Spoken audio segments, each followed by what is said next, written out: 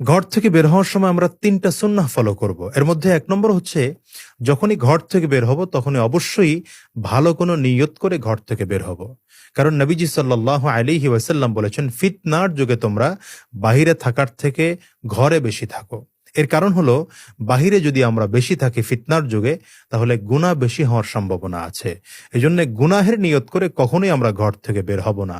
যখনই ঘর থেকে বের হব তখন কোনো ভালো নিয়তে, নেক নিয়তে ঘর থেকে বের হব। ২য় নম্বর হচ্ছে, যখনই আমরা ঘর থেকে বের হব তখন আমরা ডান পায়ে ঘর থেকে বের হব। কারণ সমস্ত ভালো কাজের জন্য ডান পা বা ডান হাত এগিয়ে দেওয়া এটা হচ্ছে উত্তম কাজ। তাহলে ২য় নম্বর সুন্নাহ, আমরা ডান পায়ে বের হব। আর ৩ নম্বর হচ্ছে, যখন বের হব তখন আমরা দোয়া পড়ব এবং আল্লাহর নামে বের হব। একসাথে বললে এইভাবে বলা যায়, বিসমিল্লাহি তাওয়াক্কালতু আলাল্লাহ লা হাওলা ওয়ালা কুওয়াতা ইল্লা বিল্লাহ। হাদিসের মধ্যে এসেছে, কোন ব্যক্তি যদি দোয়া পড়ে সাথে সাথে আসমান থেকে তার জন্য ৩টি ঘোষণা দেওয়া হয়। ১ নম্বর ঘোষণা, তুমি আল্লাহ পাকের পক্ষ থেকে হিদায়াত প্রাপ্ত। ২য় নম্বর, আল্লাহ তাআলা তোমার জন্য যথেষ্ট ব্যবস্থাপনা রেখেছেন। ৩ নম্বর, আল্লাহ তাআলা তোমাকে সংরক্ষিত রেখেছেন।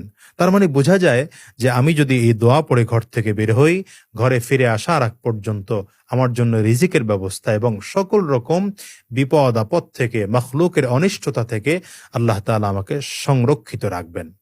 আসুন এবার আমরা ঘরের মধ্যে যখন প্রবেশ করব তখনও ৩টা সুন্নাহ ফলো করব। ১ নম্বর সুন্নাহ হচ্ছে, আমরা ডান পায়ে ঘরে প্রবেশ করব। কারণ ঘর হচ্ছে বাহিরের তুলনায় উত্তম স্থান, আর ঘর হচ্ছে একটা পবিত্রতম জায়গা। তো আমরা ঘরের মধ্যে যখন প্রবেশ করব তখন ডান পায়ে প্রবেশ করব।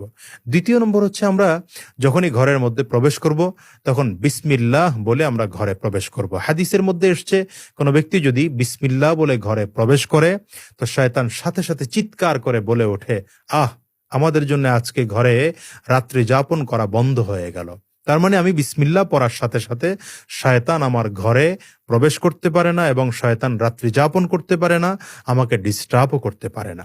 ৩ নম্বর হচ্ছে, ঘরের মধ্যে যখন আমরা প্রবেশ করব, যখন ঘরের লোকজন থাকবে তখন আমরা তাকে সালাম দেব, এবং যদি ঘরের লোকজন নাও থাকে তখনও আমরা নিজেকে নিজে শুনিয়ে হলেও আমরা সালাম দেব। আসুন এই সুন্নাহগুলো ফলো করে আমরা ঘর থেকে বের হব এবং ঘরে প্রবেশ করব। আল্লাহ তাআলা আমাদের সকলকে সুন্নাহ অনুযায়ী জীবন গঠন করার তৌফিক দান করুন।